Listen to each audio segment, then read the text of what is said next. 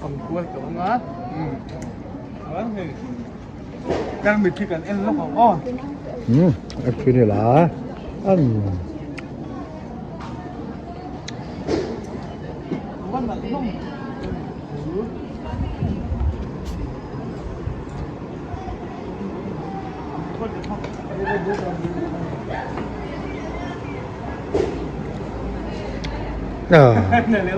abahan mo ibain me be durlo durlo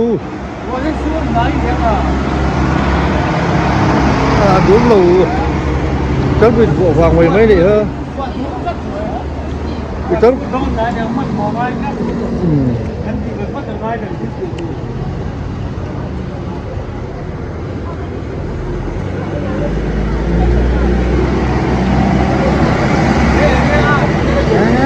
Jasmine là trên cô là phê á khui ghê một tù là phóng lô về cô là phê cắt nền cũng chỉ nhân mòn thế anh nghĩ ngày đá nó phải không vâng khỏe bố từ chú lửa đất tất mình được phong phê ha chú từ trong cái này đâu mì kêu rượu lên tù ăn lằng vẹt độc tâm cả em có hành mẹ thì cái mà bôi ăn dấu lốm này bôi lù độc tâm cả em cũng sẽ cái mà bôi ăn dấu lốm áp phèm thì không cameraถ่าย áp phèm cái phái khóc cô là phê em thì không em độ phê cái phê lù với phát triển là qua là đâu thì với qua chặt đồ đó ngay phát tảng ô ta hắn nó xung vết gì đó đấy ngôเขาบอกกันแล้วกัน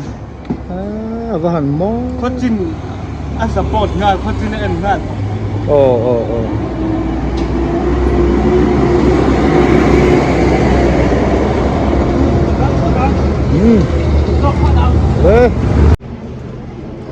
nó Jasmine hít ai giống hít em nuông có hẳn thì tập em ông ấy đó bỏ xe lò em mà này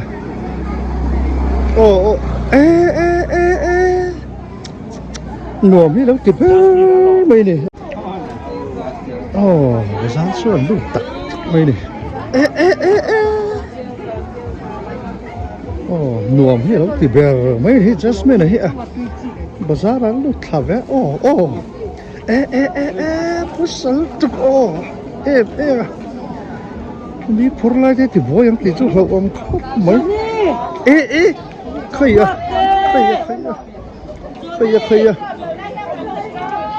ni kung kala je ti boy Jasmine sum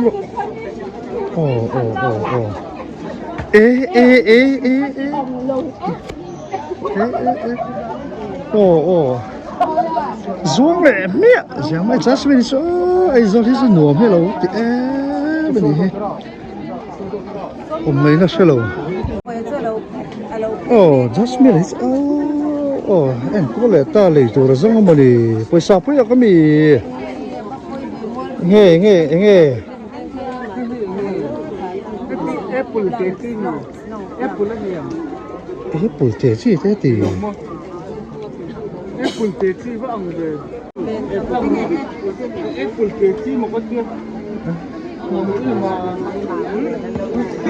Apple này lâu mì Apple tasty anh biết là cái lâu chuộc thơ này chuộc thơ chuộc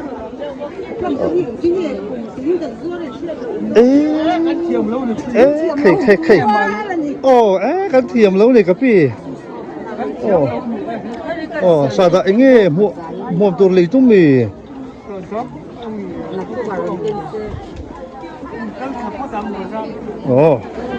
là mà mấy anh rất lắm tục mấy lần xem lại cha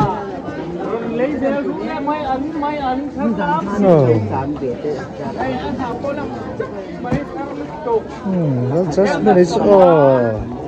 abahan dai sai tak chome kon thang tha kata tur đó chân hi chu la ka to la pa chu a hun ol nei zong so hi ti chome la mai ril ro hi senga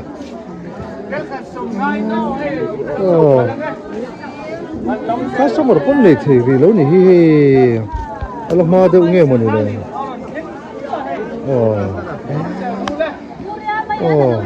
hey customer chỗ này về đâu nhỉ hey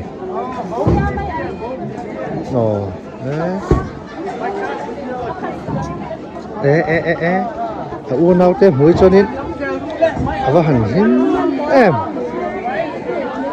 và khát cho sẵn về đó nghề mấy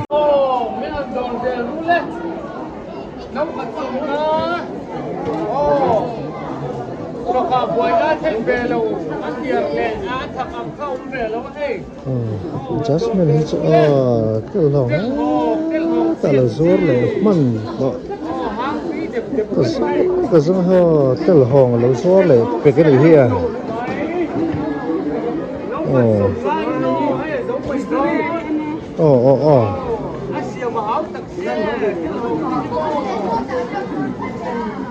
lẩu zor mình mò lại con hi cái lòng hi bà khó thế cút nè nè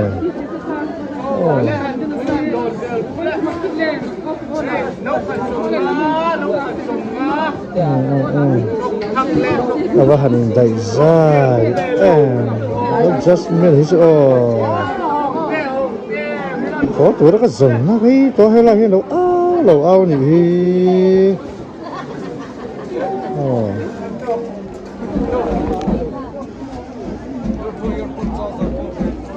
em nghe một tí tùng lệ này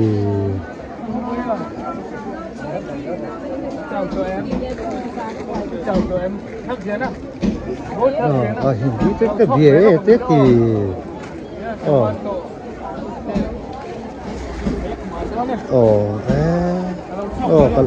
căn sốc với lo nghe chào có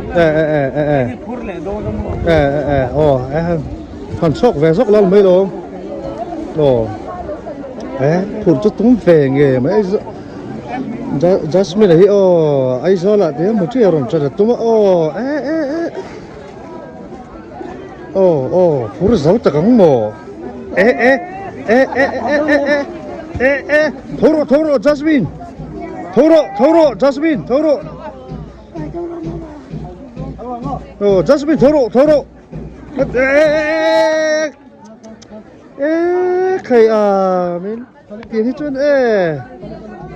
trong về tội lồng mấy tệ khả quỳ ngay lệ xía buổi tha cái lỗ tỷ về trả thì tung đủ tốc mấy rồi ăn mà đi học phụ tiêu mấy rồi đã phốt mấy tệ đủ tốc phốt mấy tệ đã phốt mấy rồi xem đi chăng ạ dấu turin extra lặng ngay đi ha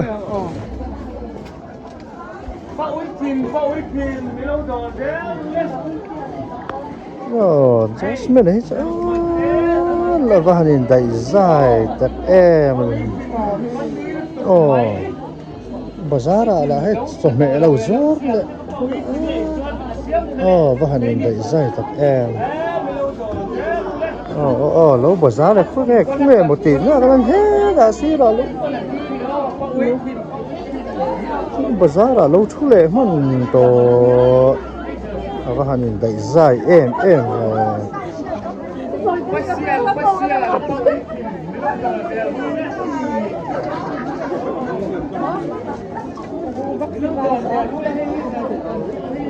phát xong một là trong cái này thầy phía lên nó tìm bối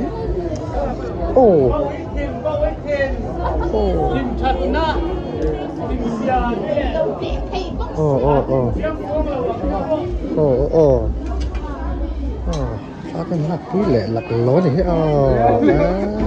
phải là hẳn chú em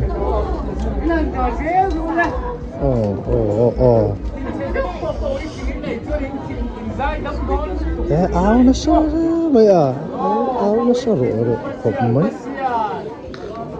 không nghe một cái lấu tỉ lên đã bịa có ý thìn lâu xuống về đấy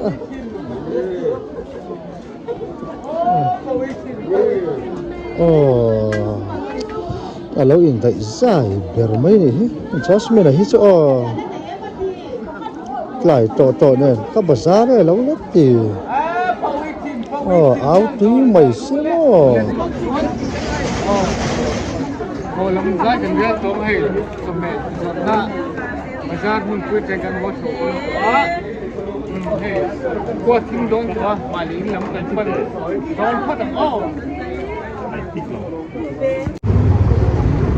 Jasmine là sao không nghe một lỗ bầu lệ mà guitar khá sụp en lẽ mà đi lệ buổi khác truyền anh đi lại không nghe một lỗ bền mà không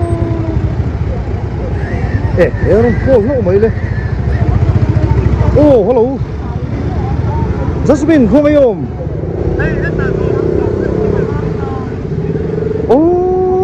chúng ta zoom zoom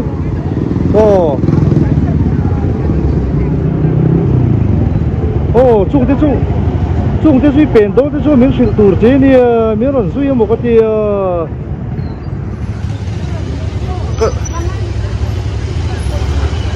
cái sông bùi xa xe lỗ thì cái cầm mù chứ mò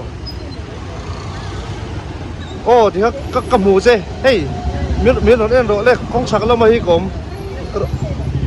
hey cái lồng hoa mà sẽ thì ngay nó cái tổ lầu thì hey miếng lần mùi em hey một tôi thì tầm xe miếng mùi thế em hey cả xuống hey miếng lần mùi em hey quá cả phá lui mấy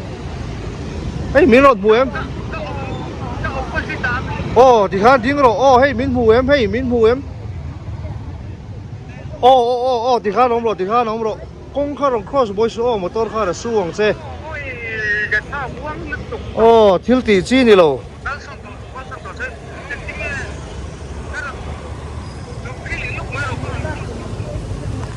ngõ rồi thì ha nóng rồi muang chắc đi mua một tờ dài ngay khăn rồng câu mấy rồi ngõ rồi một tờ dài ngay khăn rồng câu mấy rồi cái tiền gì lâu cho hay cả ta nó bồi thang lúc tụi cái akbor xia mò một tờ dài khăn ngay là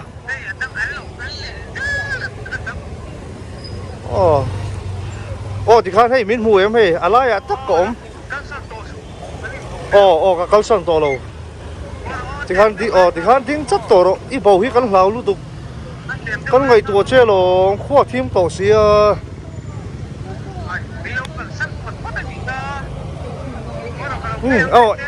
em bỏ đi xem mà một tàu dài ngay hay một tàu hít tắm xí em rồi hay một tàu hít tắm xí một tàu dài ngay hơn rồi câu rồi muang chắc đi nó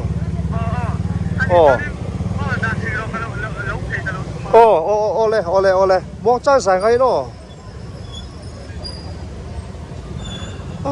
Jasmine là chín chứ Jasmine số rồng cross dài ngay theo khoa rồng câu rồi một tàu dài ngay khá đó một tàu dài ngay khá phong thế thầu lệ không lần tiếng nghe này mặc Jasmine ấy mình vẫn chỉ buổi tết em cái sông nó xa xưa cái gì cái đàn tụ bộ thì chắc oleh kan di sông tha lúc chúng cần ai rồi cần về muốn cần mang cái gì sela chuan maru ta sẽ mà bỏ cái mình cái tha lúc lăng chiều đâu maru ta sẽ mà bỏ cái mình cái tha mình xuống của anh bye oleh Kan gua rok ni bang patin bye bye tu đã các channel mình lâu các video trên lâu như đó mình lâu em về cái xong không ha like và subscribe đó các bạn xem video này tu đã ta chuan cần muốn mang kế lâu dùng tập đó anh là bye bye với ule bye ule Salut